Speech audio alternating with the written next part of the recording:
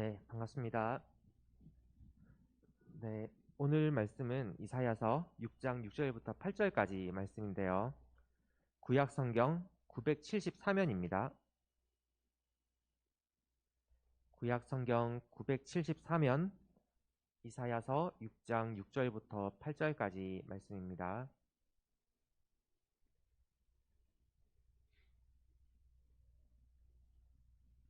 네, 다 찾으셨으면 봉독하겠습니다. 그때 그 서랍 중에 하나가 부젓가락으로 제단에서 집은 바 핀 숯을 손에 가지고 내게로 날아와서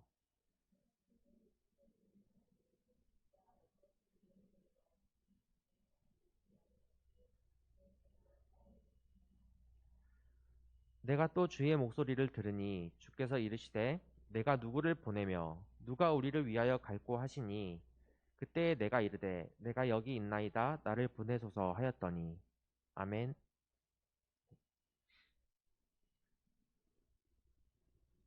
네, 오늘 말씀 설교 제목은 내가 여기 있나이다입니다. 네, 한 주간도 잘 지내셨나요? 이제 좀 있으면 이제 방학이죠. 겨울 방학이 시작이 되는데 학교에서도 그렇고 이제 교회에서도 그렇고 네, 개인 방역을 네, 힘써 주시기 바랍니다. 전도사님도 오늘 같은 경우는 어, 마스크를 쓰고 네, 오늘 설교를 하겠습니다.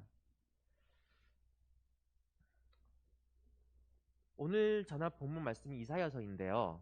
이사야서는 예전에 설교를 했던 것처럼 아모스 선지자에 대해서 설교를 했던 것처럼 남북국 시대에 활동을 했었던 선지자입니다. 북이스라엘 왕국과 남유다 왕국으로 나눠져 있는 시대에 활동을 했는데요. 이사야는 남유다에서 주로 활동을 했던 그런 선지자입니다. 오늘 본문 6장은 이사야가 선지자로서 하나님께 부르심을 받는 그런 장면으로부터 시작하게 됩니다. 본문 6장 1절을 보면 남유다의 왕이었던 우시야 왕이 죽던 해에 이사야는 하나님의 보좌를 보게 됩니다.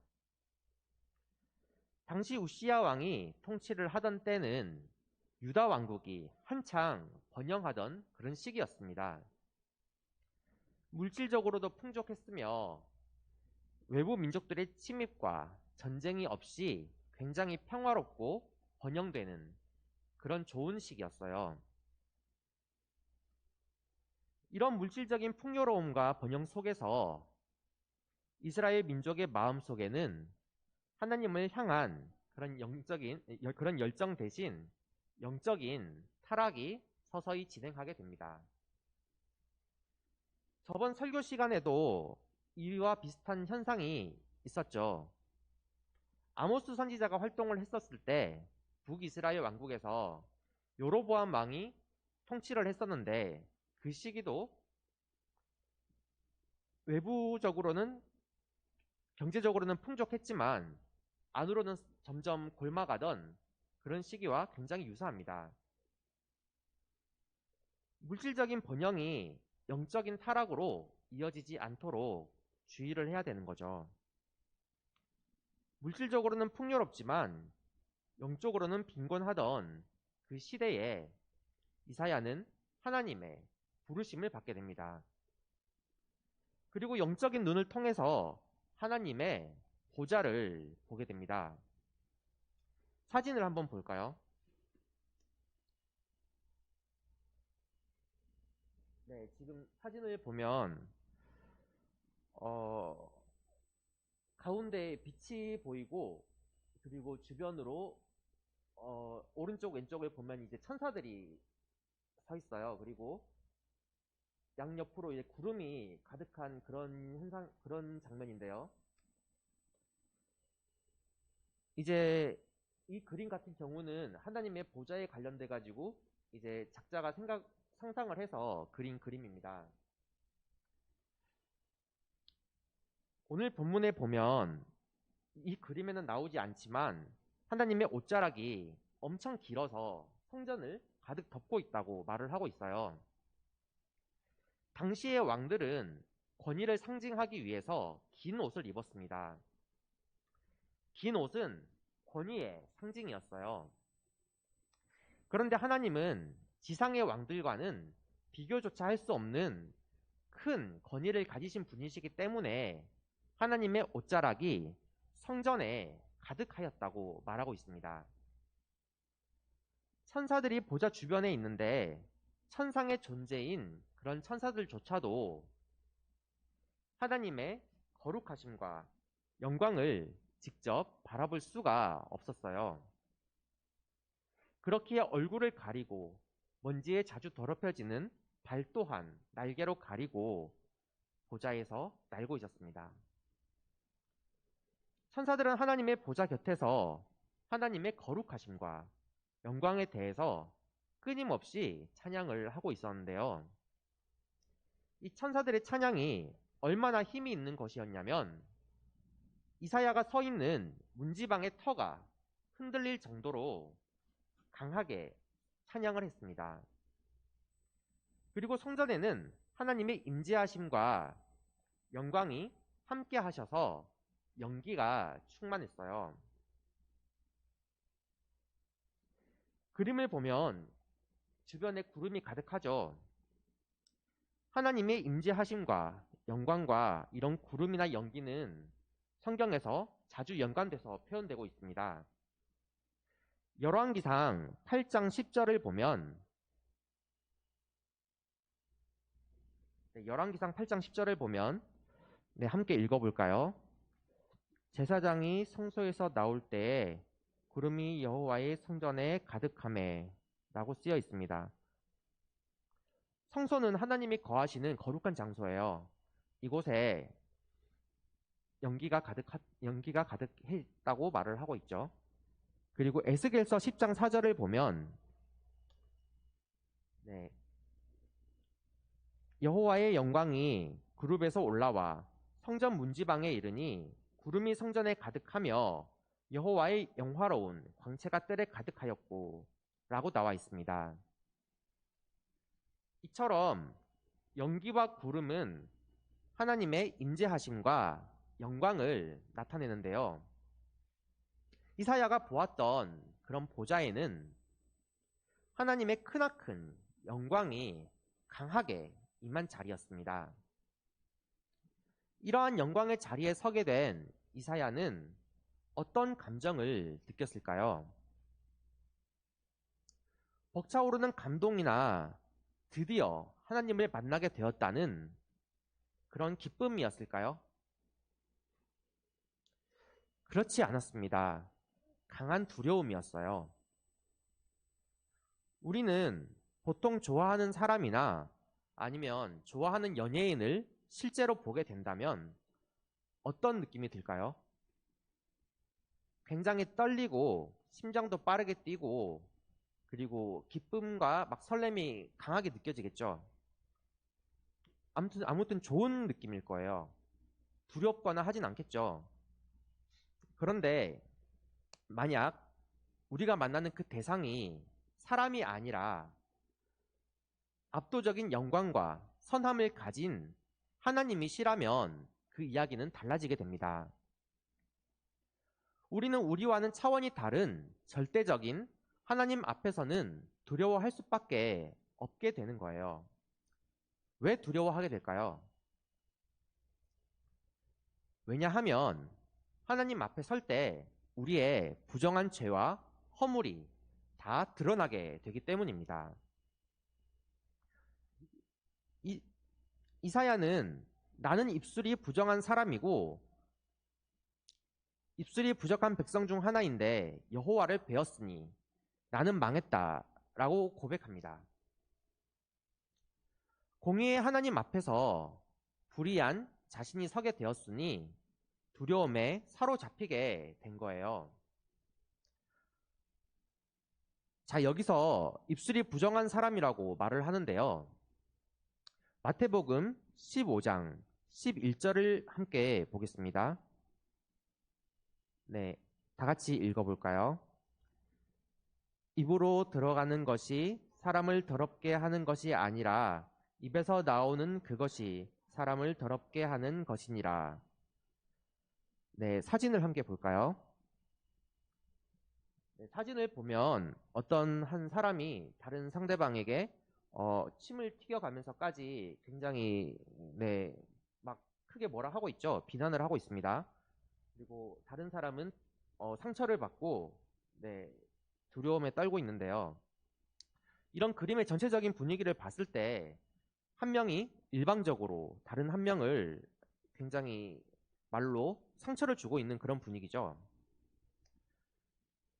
우리는 알게 모르게 말로 우리 주변 사람들에게 상처를 주는 경우가 많습니다. 의식해서 말을 하는 경우도 있고 때로는 의식하지 않은 상태로 그냥 무의식적으로 던진 한마디가 다른 사람에게 상처를 주기도 하죠. 그래서 입 밖으로 어떤 말을 하냐는 것이 굉장히 중요합니다. 나의 말로 인해서 상대방이 시험에 들게 되는 그런 경우가 생길 수 있기 때문인데요. 선지자인 이사야가 그렇게 남들에게 말을 함부로 하고 다닌 그런 사람은 아니었을 것입니다. 악담을 하고 다닌 사람도 아닐 것이고요. 애초에 그런 사람이었더라면 하나님께서 아예 선지자로 부르시지도 않았을 거예요. 그는 하나님이 보시기에 선지자의 역할을 충분히 감당할 수 있는 그런 사람으로 하나님이 보셨습니다. 하지만 완전한 선함이신 하나님 앞에서는 이사야 같은 선지자도 스스로의 부정함을 깨달을 수밖에 없었던 것입니다. 우리가 깜깜한 방에 들어간다고 생각을 해봅시다. 깜깜해서 눈앞에 아무것도 보이지 않아요. 그런데 만약에 불을 켜게 된다면 어떻게 되나요? 굉장히 깜깜해서 앞에 보이지 않았던 그런 것들이 불을 켜게 되는 순간에 우리 앞에 펼쳐지게 됩니다. 우리는 볼 수 있게 돼요. 마찬가지입니다. 평소에는 잊고 살며 저질렀던 여러 부정한 우리의 일들이 완전한 빛이신 하나님 앞에 서는 순간에 다 드러나게 되는 거예요. 하나님을 속여서 나 자신의 부정함을 감출 수가 없게 되는 것입니다. 이처럼 자신의 부정함으로 인한 탄식과 절망을 내뱉는 이사야에게 천사가 날아와서 죄를 사해 줍니다. 그의 부정함을 깨끗함으로 바꾸어 줍니다. 영적인 치유를 해주는 건데요. 여기서 우리는 하나님 앞에 드리는 솔직한 기도와 고백이 정말 중요하다는 것을 알 수가 있습니다. 나의 마음속 깊은 절망과 탄식이라도 설령 내 안에 악한 모습이 있다고 할지라도 그러한 모습까지도 하나님께 진심으로 고백하고 회개를 할 수 있다면 우리는 오늘 이사야처럼 죄 사함을 받을 수 있는 겁니다. 하지만 많은 사람들은 그렇게 하지 않는 경우가 많아요. 우리는 다른 사람들은 거짓으로 속일 수가 있습니다. 하지만 하나님과 나 자신은 속일 수가 없습니다. 이사야는 자신이 부정한 존재이며 거룩한 하나님 앞에 설 수 없다라는 것을 잘 알고 있었습니다. 스스로 부정한 사람이라는 것을 고백한 겁니다. 그에 대해 하나님은 이사야의 부정함을 탓하고 그의 지난날의 악함에 대해서 심판을 하시는 대신에 오히려 천사를 통해서 치유하고 회복시켜 주시는 거죠. 우리 마음속에 악을 숨기지 않고 하나님께 드러내며 나의 악에 대해서 인정하고 회개하는 모습은 이렇게 우리를 심판이 아닌 회복의 길로 인도하게 됩니다. 회개하는 척하는 것이 아니라 진심으로 하는 회개는 하나님께서 받아주시는 것입니다. 이어서 하나님은 말씀하십니다. 내가 누구를 보내며 누가 우리를 위하여 갈꼬? 라고 말씀하십니다. 그러자 이사야는 대답합니다. 내가 여기 있나이다. 나를 보내소서. 자, 같이 한번 따라 해볼까요? 내가 여기 있나이다. 나를 보내소서. 하나님께서 우리에게도 말씀하십니다. 하나님이 우리를 향해서 사명을 맡기실 때 우리가 해야 할 대답이 어떤 것인지 이사야는 보여주고 있습니다. 이사야는 하나님 앞에서 죄인이지만 그는 하나님께서 주신 자유의지를 가지고 하나님이 맡기신 그 사명에 대해서 물러서거나 도망가지 않고 순종으로 받아들였습니다. 우리는 이사야의 태도의 변화를 주목해야 합니다. 이사야는 처음 하나님을 마주했을 때 어땠나요? 두려움과 공포, 그리고 스스로에 대한 불확신으로 가득 차 있었습니다. 하지만 하나님은 그런 이사야를 회복시키시고 죄를 사해 주셨습니다. 사진을 함께 볼까요?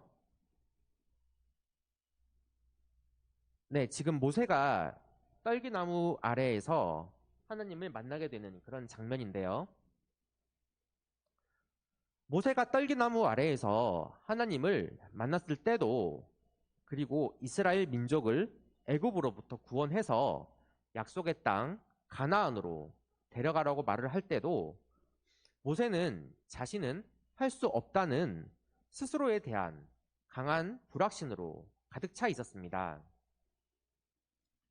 모세는 하나님께 내가 누구이기에 바로에게 가며 이스라엘 자손을 애굽에서 인도하여 내리이까? 라고 오히려 질문을 던지는데요. 모세가 떨기나무 아래에서 소명을 받았을 때 나이가 혹시 몇 살인지 아는 친구들이 있을까요? 나이가 굉장히 많았어요. 80세쯤 되었습니다. 그때 모세가 떨기나무 아래에서 하나님께 소명을 받게 된 건데요. 한번 생각을 해봅시다. 스스로 생각을 했을 때 80세라는 나이도 많고, 그리고 모세의 경우는 사람을 죽이고 도망을 간 상태예요. 그래서 광야에서 양이나 치면서 그렇게 숨어서 살고 있던 그런 당시입니다. 그런 자신의 모습을 봤을 때 어떻게 당시의 강력한 대제국인 애굽으로 가서 애굽의 왕 바로의 손으로부터 이스라엘 민족을 구원을 할 수 있었을까요? 상식적으로 말이 되지 않는 이야기인 거죠. 여기서 모세와 이사야의 공통점이 뭘까요? 모세와 이사야는 하나님께서 맡기신 일을 이루기 위해서 부르심을 받았습니다. 그리고 모세도 이사야도 하나님 앞에서 솔직하게 자신의 부족함을 드러냈습니다. 가식적으로 하나님께 말하지 않았어요. 그들의 말은 진심이었습니다. 그리고 실제로 그들에게는 우리는 알 수가 없는 많은 약점과 악함이 있었을지도 모릅니다. 하지만 주변의 조건과 환경이 아닌 하나님의 말씀에 집중하고 순종을 했을 때 달라지게 됩니다. 나의 약함과 불완전함으로 인해서 오히려 하나님께 더욱 매달릴 수 있게 되고, 그런 약하고 불완전한 사람을 통해서 하나님의 영광이 더욱 빛나게 되는 것입니다. 하나님은 오늘날에도 우리를 향해서 같은 질문을 던지십니다. 물론 모세와 이사야처럼 이렇게 극적으로 직접적으로 나타나서 우리에게 말씀을 하는 그런 방식은 아닐 수도 있어요. 우리의 기도 중에 또는 주변의 상황과 어떤 사람을 통해서 하나님은 하나님의 뜻을 우리에게 전하십니다. 기도 중에 확신과 응답이 온다면 우리는 하나님의 부르시는 소리를 외면해서는 안 됩니다. 다시 강조하지만 오늘 성경 말씀은 선지자에게 국한된 이야기가 아닙니다. 오늘 현재를 살아가는 여기에 있는 우리 모두에게 해당하는 이야기입니다. 하나님은 다양한 곳에서 다양한 방법으로 오늘날에도 우리를 부르시고 계십니다. 우리 마음속에 근심과 걱정이 있을 수도 있고 나 자신에 대한 불확실성으로 가득 차 있을 수도 있습니다.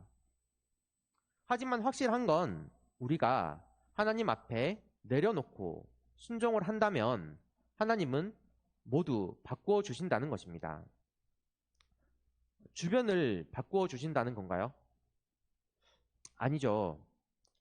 주변을 바꾸기 전에 우리를 먼저 바꾸어 주십니다.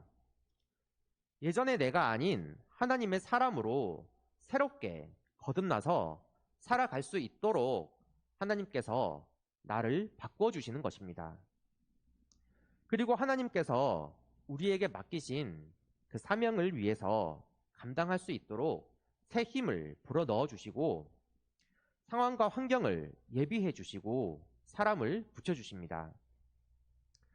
우리는 우리 스스로의 나약함과 나의 죄를 솔직하게 하나님께 털어놓고 하나님의 선하신 인도하심을 기대하며 기다리면 되는 것입니다. 복잡하게 생각할 것이 없는 거예요. 예수님이 12제자를 부르실 때도 그들은 나를 따르라는 예수님의 그 말씀에 여러 가지 토를 달거나 조건이나 이익의 유무를 따지고 예수님을 따라가지 않았습니다. 그저 그 부르심에 응답했을 뿐입니다.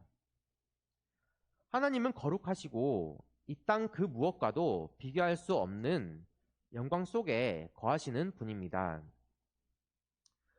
하나님은 스스로 이미 완전한 분이세요. 무한하시기에 부족함이라는 것이 존재하지가 않습니다. 하지만 하나님은 또한 그 누구보다 연약하고 부족한 우리를 사랑하시며 하나님의 부르심에 기쁨으로 순종하기를 원하십니다. 우리는 하나님의 부르심에 못 들은 척 할 수도 있습니다. 또는 여러 가지 다른 상황에 따른 조건을 대면서 예수님의 부르심에 대해서 응답하지 않을 수도 있습니다. 하지만 하나님이 여러분을 부르실 때 그 부르심에 응답하고 함께 참여하시길 바랍니다. 하나님은 우리 각자에게 다 계획이 있으십니다.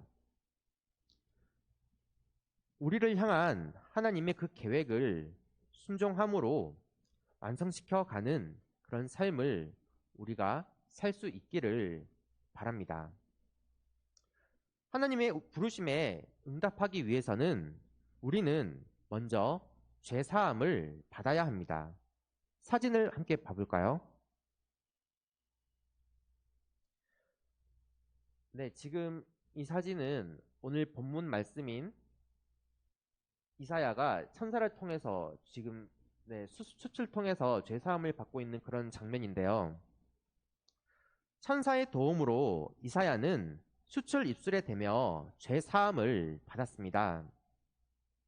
그런데 이런 방식의 죄 사함은 아무리 천사라고 할지라도 일시적인 그런 죄 사함일 뿐입니다.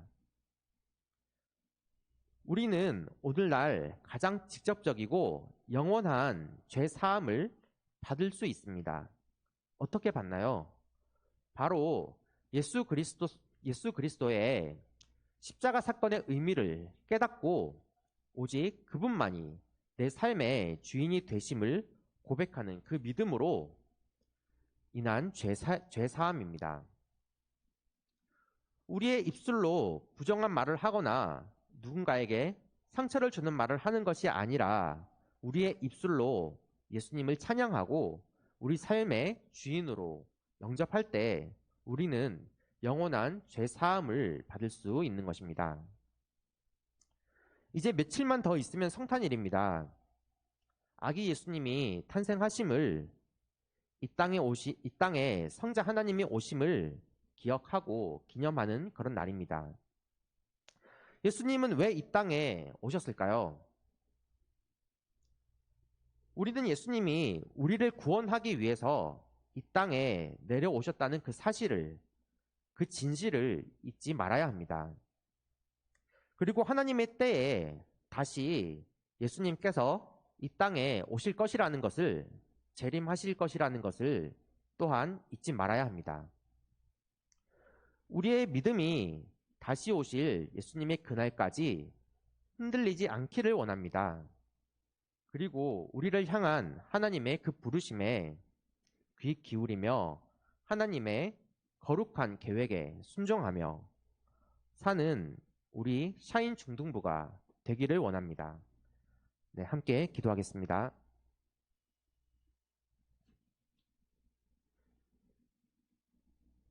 은혜로우신 하나님 아버지, 항상 주일마다 이렇게 예배 자리로 인도해 주셔서 감사드립니다.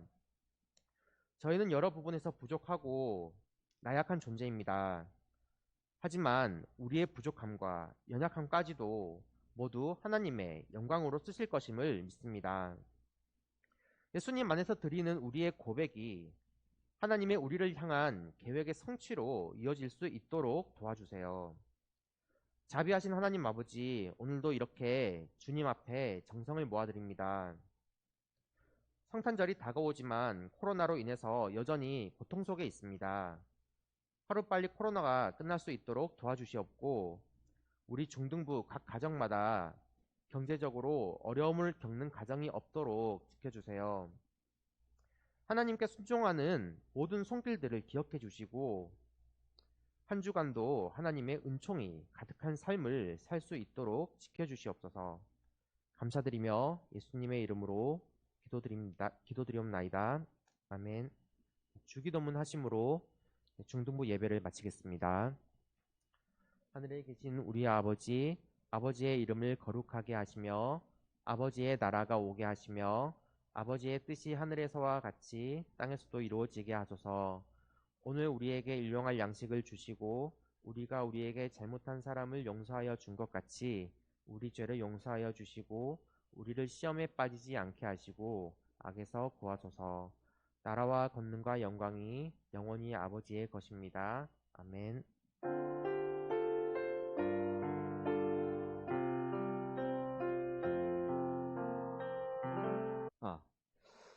네, 광고 드리겠습니다. 다음 주 중국 예배는 11시 이곳에서 드리도록 하겠습니다. 다음 주가 아니죠. 성탄절 예배는 11시 이곳에서 드립니다. 주일날 예배도 있습니다. 그리고 이제 한 주밖에 안 남았어요. 우리 친구들 3학년들 혜영아, 우리 영은아, 채진아, 진건이, 세빈이, 동현이, 다솔이도 있네. 이제 한 주밖에 안 남았어요. 정말 슬픕니다. 울고 싶습니다. 하지만 한편으로는 기쁩니다. 왜? 우리 친구들이 성장해서 이제 고등학교로 진학하기 때문에. 그러면 우리 친구들 몸이 성장하듯 마음도 성장하면서 우리의 신앙은 더 업그레이드 돼야 되잖아. 혜영아, 맞지? 우리 중등부의 저력을 고등부 가서 보여주자고. 예배 시간 늦지 말고 예배 시간에 제대로 앉아있고 찬양 함께 따라 부르면서, 우리 지근이가 좀 자랑할 때 함께 안 따라 부르는데 함께 따라 부르면서 적극적인 모습을 보여주도록 했으면 좋겠습니다. 선생님 한 번씩 갈게요. 예배 제대로 드리는지 안 되는지. 네, 보겠습니다. 네, 이상입니다. 지금 코로나 확진자 오미크론이 이제 대세가 되지 않겠냐, 이렇게 전 세계적으로 보고 있는데요. 우리 친구들 절대 움츠러들지 마시고, 하지만 조심해 주시고, 그리고 개인적으로 위생 관리 잘 해주시고 다중이용시설 좀 자제해 주시고, 그렇게 해서 우리가 이곳에서 함께 예배 드릴 수 있는, 매일매일은 아니더라도 매주 함께 이곳에서 예배 드릴 수 있도록 그렇게 해주면 고맙겠습니다. 감주동 지역에 지금 뭐 확진자가 발생이 되고 한다고 했지만 우리 친구들 동요할 필요도 없습니다. 스스로 마스크 꼭 잘 쳐주시고 손 잘 씻어주시고 그러면은 문제 없으리라 판단되어집니다. 네, 그러면 우리 친구들 한 주간 또 건강한 모습으로 잘 지내셨다가 우리가 25일 날 11시에 이곳에서 뵙도록 하겠습니다. 우리 친구들 안녕. 수고하셨습니다.